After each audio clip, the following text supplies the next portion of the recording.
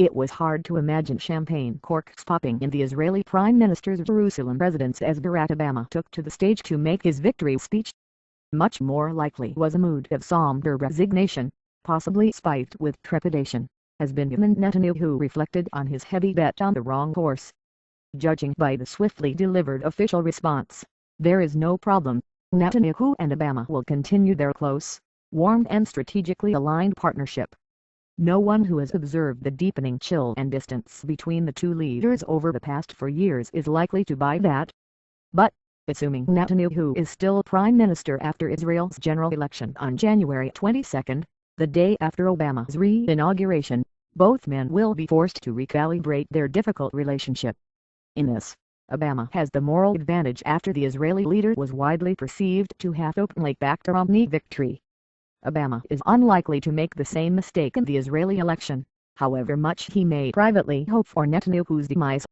If the U.S. leader is inclined to make nice with Netanyahu, one possibility is a presidential visit to Israel in 2013, something which, as Romney repeatedly pointed out, was notably missing from his first term.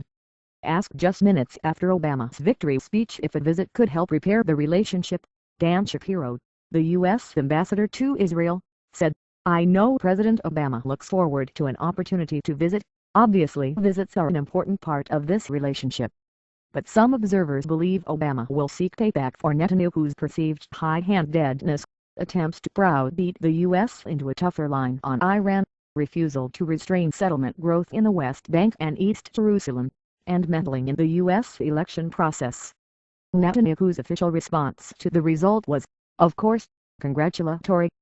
"I will continue working with President Obama to ensure Israel's vital national security interests," he said, adding, "The strategic union between Israel and the U.S. is stronger than ever." The defense minister, Ehud Barak, issued a more nuanced statement, referring to differences between the allies. "I have no doubt that the Obama administration will continue its policy whereby Israel's security is at its very foundations as well as its efforts to tackle the challenges facing all of us in the region, all the while continuing to strive for further progress in the peace process.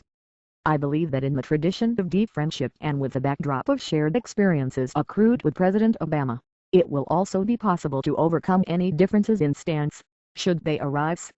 Some politicians perhaps sought political advantage from the tensions of recent years.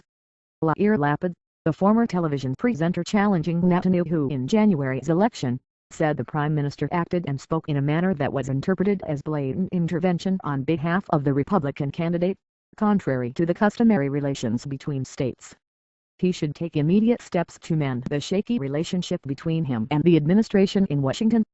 Offering a different point of view, Danny Danon, the deputy speaker of the Knesset, urged Obama to reset his course relating to Israel and our region for the next 4 years. Rather than dictating ill-advised policies that endanger the well-being of America's only true ally in the Middle East, now is the time for President Obama to return to the wise and time-honored policy of zero daylight between our respective nations. 2 issues will characterize the relationship between the U.S. and Israel over the next year. The first is Iran. Netanyahu has, for now, drawn back from his bellicose rhetoric of earlier this year, clearly indicating in his speech to the United Nations in September that Israel was unlikely to launch a military strike against Iran's nuclear installations before next spring or summer. This followed Obama's refusal, despite Netanyahu's best efforts, to be forced into specifying the point at which the U.S. would be prepared to take military action, while insisting that remains an option if diplomacy and sanctions fail to halt the Iranian program. Israel, the political, military and security leadership, as well as the general public, would much prefer joint action with the U.S., not least because of questions over Israel's military capability to strike unilaterally. But Obama's reference in his victory speech to moving beyond this time of war indicates his strong aversion to military confrontation with Iran. The second issue is progress towards a settlement of the conflict between Israel and the Palestinians. This is the most likely arena for any possible payback, especially if Obama decides, as so many previous second-term presidents have, that he wants to make this a legacy issue. Netanyahu, whose inclination is to manage the current situation in which millions of Palestinians live under occupation, rather than advance towards the two-state settlement of the conflict, will attempt to resist pressure. The assumption is that Netanyahu continues to be prime minister, as current opinion polls suggest.